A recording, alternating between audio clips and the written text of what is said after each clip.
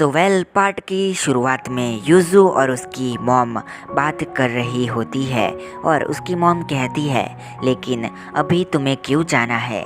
Yuzu कहती है, बस मॉम, मैंने बहुत मज़े कर लिए हैं, अब मुझे अपनी लाइफ में सीरियस होना है और वो करना है जो मैं चाहती हूँ।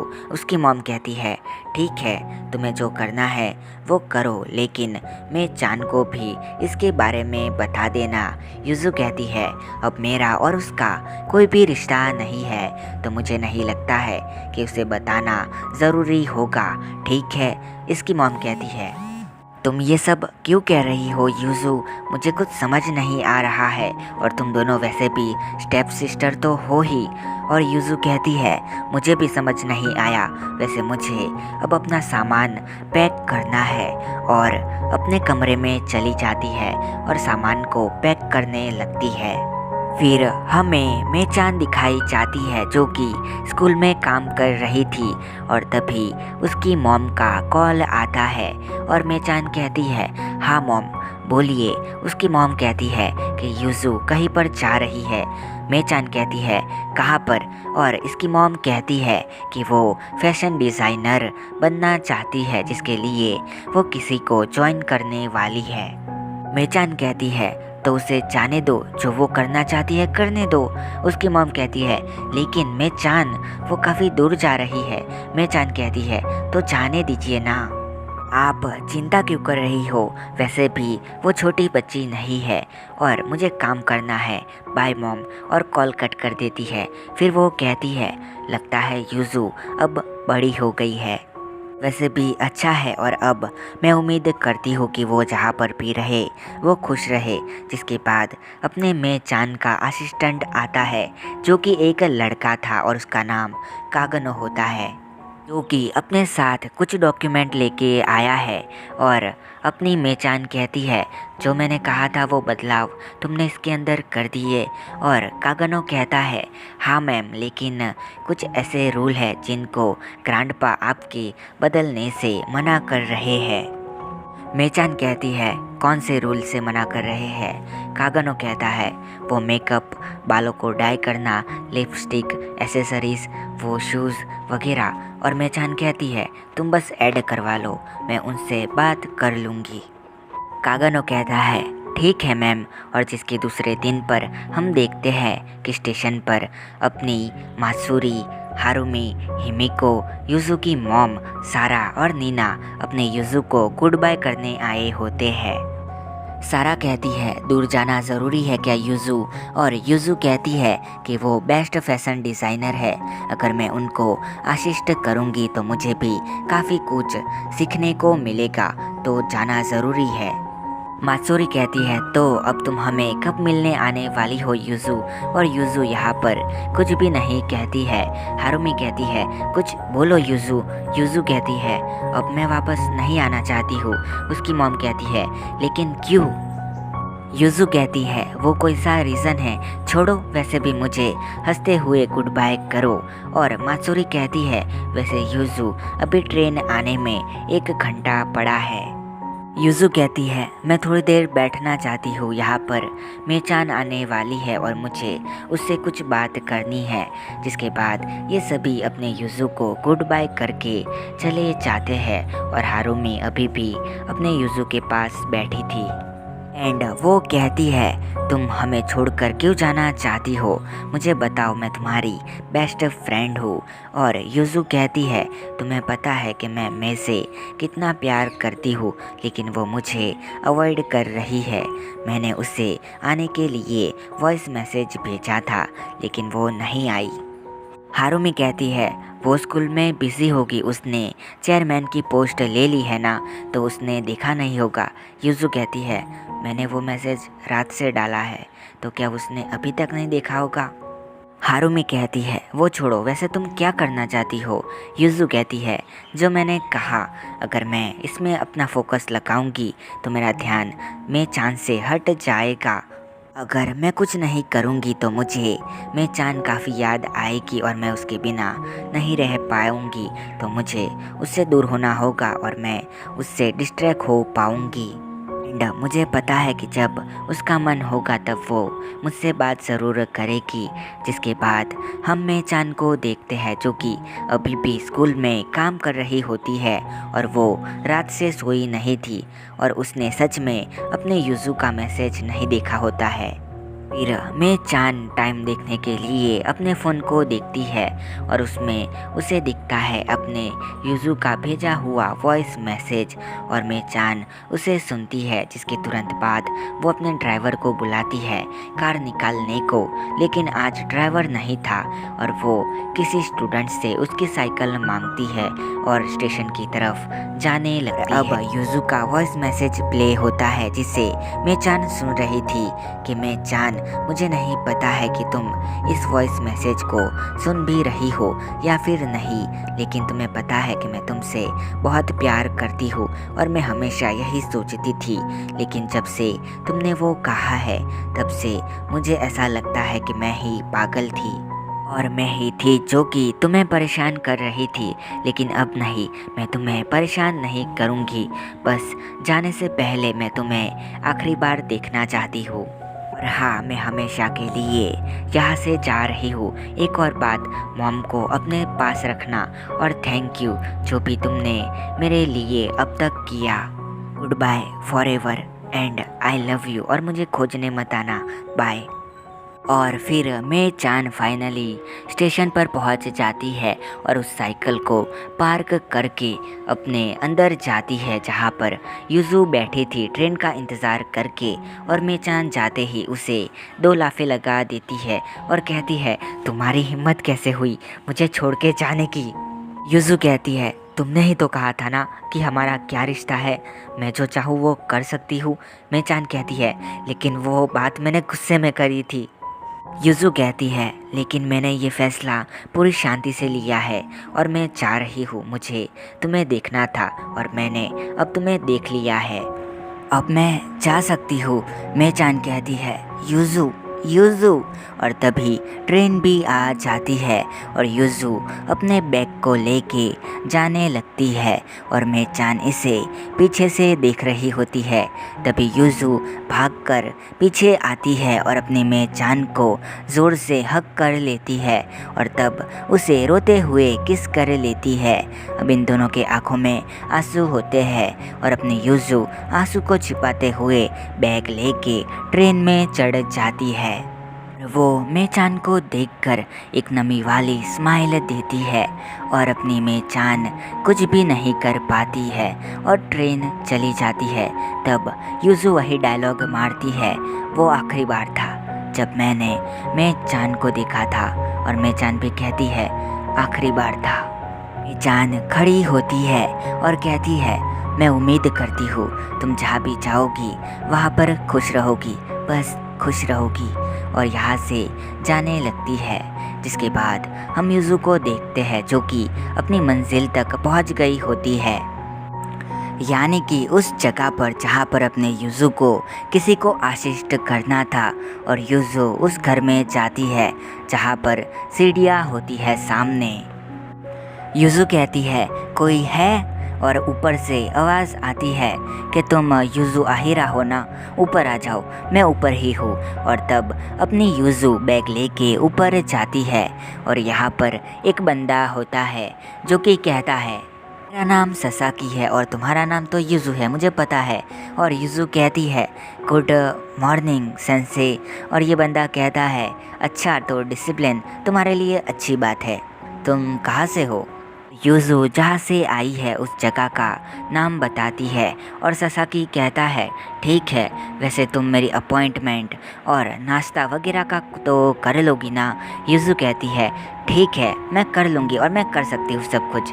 ससाकी कहता है, ठीक है, फिर तुम्हें जो कमरा पसंद आए वो मेरे घर में से एक चुन लो। और युजू ऊपर वाले कमरे को पसंद करती है और उसमें अपना सामान लेके चली जाती है।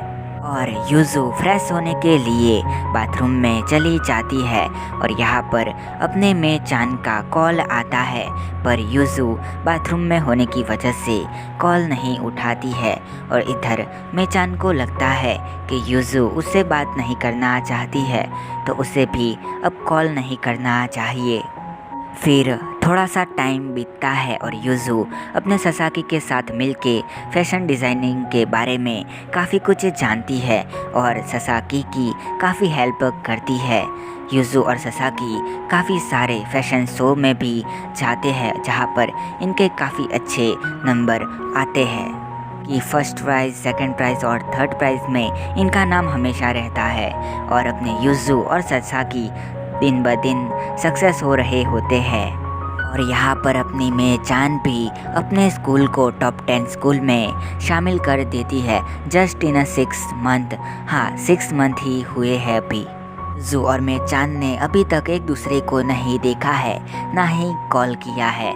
फिर हम हारुमिको और हिमिको को देखते हैं जो कि अभी भी लिविंग में रह रहे होते हैं। और जो फुजीवारा था वो अच्छी खासी जॉब कर रहा होता है 9 to 5 की। और सुनसुके होता है वो भी कोई तरह का कोर्स कर रहा था। एंड जो हक्कारी था वो अब वाकिया के टीम का लीडर बन गया होता है, मतलब कि गैंग लीडर। जिसके बाद हमें अपनी यूजू दिखाई जाती है जो कि हारुमी को 6 महीने में पहली बार कॉल करती है और सबके बारे में पूछती है। तब हारुमी कहती है कि सब एकदम मज़े में है और जो यूजू की मॉम थी वो भी मे चान के साथ रहती है। सुनकर अपनी यूजू को थोड़ा सा सुकून मिलता है। और तब हारुमी कहती है वैसे मे चान। यूजू कहती है क्या हुआ मे चान? और हारुमी कहती है कुछ नहीं, मे चान स्कूल को अच्छे से चला रही है। अब तुम वापस कब आ सकती हो हमें मिलने के लिए? यूजू कहती है मैंने कहा था ना कि मैं वापस आने के लिए नहीं जा रही हूँ और अब यही मेरा घर है। मैं चाहती हूँ कि बस मे चान खुश रहे तो मैं वहाँ पर ना आऊँ और वो खुश रहे तो यही सही है। और देखो मेरे जाने के बाद उसने काफ़ी सक्सेस को हासिल कर लिया है और वो आगे जाके कुछ और भी कर सकती है अगर मैं वहाँ पर ना रहूँ। चलो बाय। यहाँ पर यूजू काफ़ी खुश होती है कि मे चान उसे भूल गई और आगे कुछ कर रही है। और ससाकी इसके पीछे खड़ा होता है। वो कहता है क्या हुआ, काफ़ी खुश लग रही हो? यूजू कहती है आप मेरे कमरे में। सॉरी, शायद से मैं कुछ ज़्यादा ही चिल्ला के बोल रही थी। ससाकी कहता है नहीं नहीं कोई बात नहीं, मैं तो बस ये पूछने आया था कि हमें आउटफिट लेने जाना है क्योंकि हमें अभी जाना है रात को फैशन डिज़ाइनर्स की पार्टी में। चले क्या? यूजू कहती है चलते हैं। जिसके बाद ये दोनों एक मॉल में जाते हैं और यूजू अपने कपड़े लेने जाती है और ससाकी भी अपने मेंस के फैशन डिज़ाइनिंग में चला जाता है। जब अपनी यूजू कपड़े लेने जा रही होती है तभी उसे अपने स्कूल की कोई लड़की दिखती है और यूजू उसके पास जाती है तो वो नोमारू थी कि स्कूल में अपने यूजू की जूनियर थी। जिसके बाद यूजू कहती है तुम यहाँ पर क्या कर रही हो? और नोमारू कहती है मैं बस अपने काम से थोड़ी बोर हो गई थी तो घूमने आ गई। तुम क्या कर रही हो और तुम भी आई हो क्या घूमने? यूजू कहती है मैं एक फैशन डिज़ाइनर हूँ। और नोमारू कहती है वाह क्या बात है, वैसे मे चान कहाँ है, दिख नहीं रही है? यूजू कहती है मे चान मेरे साथ नहीं है। नोमारू कहती है कोई बात नहीं, घर पे होगी, मैं कल मिल लूँगी। यूजू कहती है वो ग्रैंडपा के घर पर है। और नोमारू कहती है क्या तुम दोनों अलग रह रही हो, क्या हुआ? और अपनी यूजू पूरी बात बताती है। नोमारू कहती है ऐसी बात है तो तुमने उससे पूछा क्यों नहीं कि उसने ऐसा क्यों कहा था? यूजू कहती है क्योंकि मुझे लगा नहीं कि ये पूछना चाहिए। नोमारू कहती है वैसे वो तुमसे स्टेशन पर मिलने आई थी ना, मतलब कि उसके दिमाग में किसी ने कोई बात डाली है उस टाइम के लिए। यूजू कहती है लेकिन अभी वो काफ़ी खुश है, उसने काफ़ी सक्सेस भी हासिल कर ली है, उसने अपने स्कूल को टॉप 10 स्कूल में शामिल करवा दिया है। नोमारू कहती है इससे क्या फ़र्क पड़ता है कि तुम्हें कितनी सक्सेस मिली है और तुम कितने आगे गए हो, पर फ़र्क इससे पड़ता है कि तुम जिससे प्यार करते हो वो तुम्हारे सक्सेस के टाइम तुम्हारे साथ है।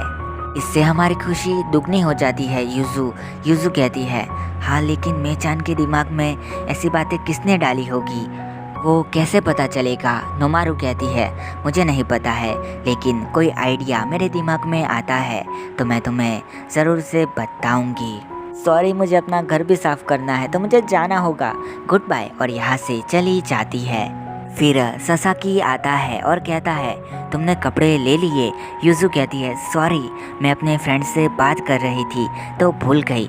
ससाकी कहता है कोई बात नहीं, चलो दोनों मिलके चूज करते हैं। जिसके बाद यूजू कपड़े चेंज करके अपने ससाकी को दिखा रही होती है और ससाकी इसके लिए बेस्ट कपड़े पसंद करता है। और फिर यूजू एक रेड कलर का ड्रेस लेती है जिसमें वो काफ़ी अच्छी लगती है और ससाकी कहता है काफ़ी कमाल की लग रही हो। यूजू कहती है सच में क्या? और ससाकी कहता है हाँ बाबा। यूजू कहती है इसकी प्राइस कितनी होगी?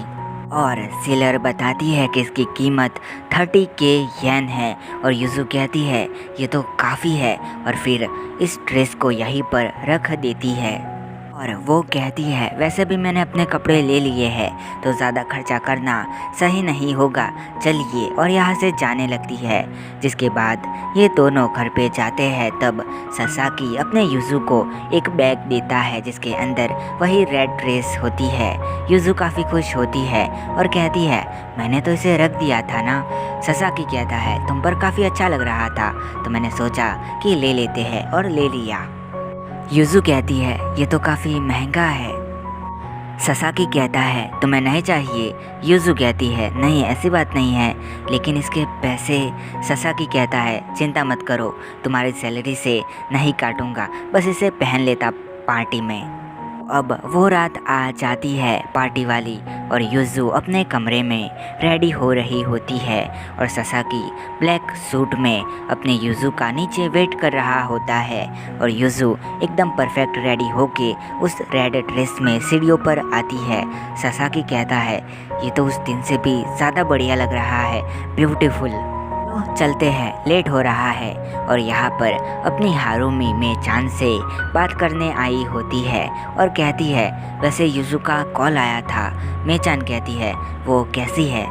हारुमी कहती है वो ठीक है और मज़े में है। मेचान कहती है अच्छी बात है, वैसे वो कब आने वाली है? और हारुमी कहती है वैसे वो आके करेगी क्या, तुम तो उससे बात नहीं करोगी ना? मेचान कहती है बात नहीं करूँगी? ऐसा क्यों कह रही हो, तुम कहना क्या चाहती हो? हारुमी कहती है मैं तुमसे पूछना चाहती हूँ कि तुम्हारी प्रॉब्लम क्या है और तुम उससे बात क्यों नहीं कर रही हो और तुमने उससे डिवोर्स क्यों दिया? मेचान कहती है मैं वो बताना ज़रूरी नहीं समझती हूँ। हारुमी कहती है क्यों, लेकिन क्या तुम्हारा मन भर गया या फिर तुम्हें कोई और पसंद आ गया है? तुम पहले तो यूजू के बिना रहना भी नहीं चाहती थी, लेकिन अब ऐसा क्या हुआ कि तुमने 6 महीने से उसे कॉल भी नहीं किया है? मुझे पता है कि तुम वहाँ पर स्टेशन पर भी गई थी लेकिन तुम उसे रोक नहीं पाई। अब तो मुझे भी ऐसा लगता है कि तुम्हें यूजू से कोई प्यार नहीं है, बस तुम्हें उससे अट्रैक्शन था। मेचान कहती है चुप हो जाओ, तुम्हें कुछ भी नहीं पता है। मैं बस चाहती हूँ कि उस पर कोई मुसीबत ना आए और वो हमेशा खुश रहे। हारुमी कहती है वो अपने प्यार के बिना कैसे रह सकती है? अगर उसे तुम्हारी ज़रूरत होगी तब भी वो तुम्हें नहीं कह सकती है क्योंकि तुम तो उसका कॉल भी नहीं उठाती हो, ना ही तुम करती हो।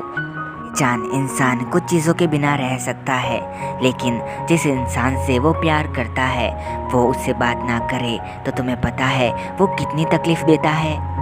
तुम्हें पता है कि यूजू तो तुम्हें अब देख भी नहीं सकती है, उसे लगता है कि तुम उसके बिना खुश हो, इसी वजह से वो दूर चली गई। वो वहाँ पर अकेले कैसे रह रही है वो तो उसका मन ही जानता है। मैं उसकी आवाज़ सुन के समझ गई, लेकिन तुम तो उससे प्यार करती हो तो फिर तुम्हें ये कैसे समझ नहीं आया? मेचान कहती है बात यह है कि वो सब मुझे मात्सुरी ने कहा था। और पास्ट का सीन दिखाया जाता है जहाँ पर मेचान और मात्सुरी बातें कर रही थी और मेचान कहती है अब सब सही है, चिंता करने की कोई बात नहीं है। और मात्सुरी कहती है सब सही है क्या? सच में तुम्हें ऐसा लगता है? तुम्हारी वजह से मेरी फ्रेंड की इज्जत खतरे में पड़ गई थी। मेचान कहती है तुम कहना क्या चाहती हो? मात्सुरी कहती है यही बात कि आगे जाकर यूजू तुम्हारी वजह से फिर से तकलीफ़ में पड़ेगी और मेरी यूजू काफ़ी सीधी है और मुझे पता है कि आगे जाके भी उसे कुछ तो होगा। मेचान कहती है लेकिन अब कुछ नहीं होगा।